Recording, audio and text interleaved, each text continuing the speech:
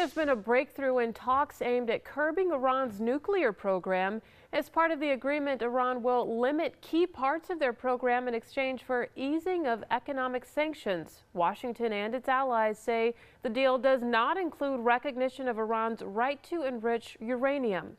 Nuclear operations would occur only under strict international monitoring. After word of the agreement was released, Israel's Prime Minister Benjamin Netanyahu called it a, quote, historic mistake.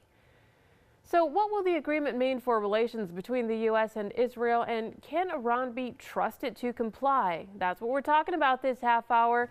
Fox 26's Chris Tritico, Mustafa Tamiz, and Jackie Bally are in the newsroom, and you can also join in on the conversation on Facebook and on Twitter. All right, you guys, what do you think about this one? You know, the key question is, can Iran be trusted? And that's really what has stalled what would be something that could have been done years and years and years ago. But no one really trusts Iran and Iran's leadership, but for this new president. But at the end of the day, the new president doesn't call the final shots. The Ayatollah does.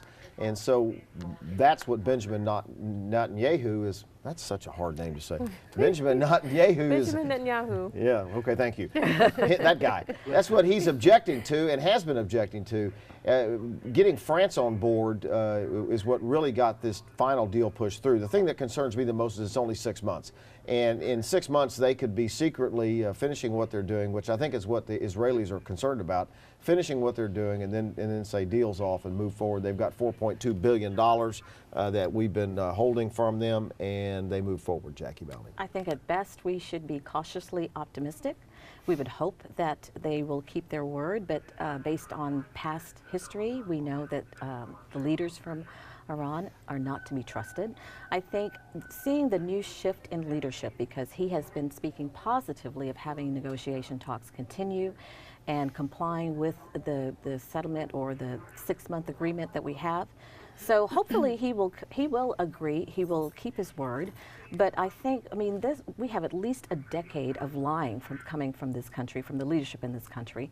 And so, of course, we're looking at it very closely. Up until recently, we thought this would never happen. So we know now that the United States has been having secret direct talks for a year with Iran, working towards getting a deal done.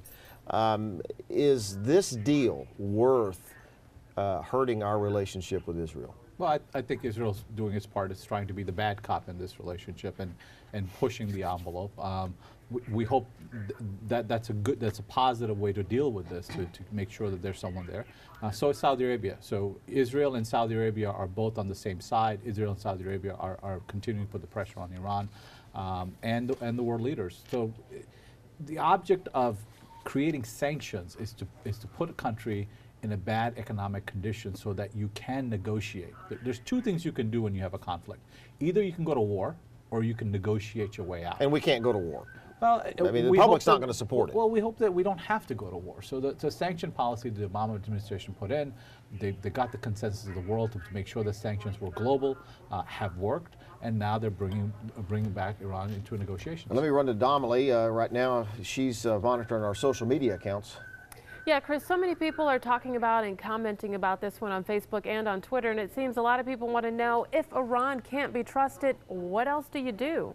You know, that's really what we're trying to hone in on here. How do you negotiate with somebody that you don't trust? And if you get sufficient monitoring in there, and we're able to completely monitor this program, then I'm a little bit more comfortable with it, Jackie Bally. But how do we ever know that someone like Iran is being trustworthy in these situations? Well, I'm going to piggyback on what Mustafa said earlier. That was a very good point, because one of the things that we're looking at with Iran, their economic level right now is very low. They're really hurting. And so we're hoping that in the 6 months that we're looking at this deal, that they will understand what a revitalization in their economy, what it could mean for their country, and that will in part make them want to comply with what we're doing and what we've said should happen in the 6 months that we're looking at. And if not, is the president prepared to attack them? Well, like you said, I believe that we as residents and citizens, we will not support that. So exactly what happens after that, I think we'll have to go back and start another round of talks. And so we'll see, Mustafa, what's going to happen in 6 months? Well, 6 months, they go back to the negotiation table. This has been done in stair steps. So, Hopefully now, but yeah. well, I mean, in essence, you know, from the beginning, there was actions by Iran, and then there were actions by the United States. Now we've got all the world powers together. We've got a deal for 6 months. 6 months later, we go back in, and as we release some sanctions, they're gonna start cooperating. And so, you know, trust builds on trust, and it's kind of like what Ronald Reagan said. You know, trust but verify, and that's what we're doing. Hey, I love the fact that he quoted Ronald Reagan. That's See? awesome. We're going to leave, before they start hugging, we're going to leave it right there, Domily. We'll be back in just a little bit. I'm sure they'll hug through the break. Thanks so much, you guys.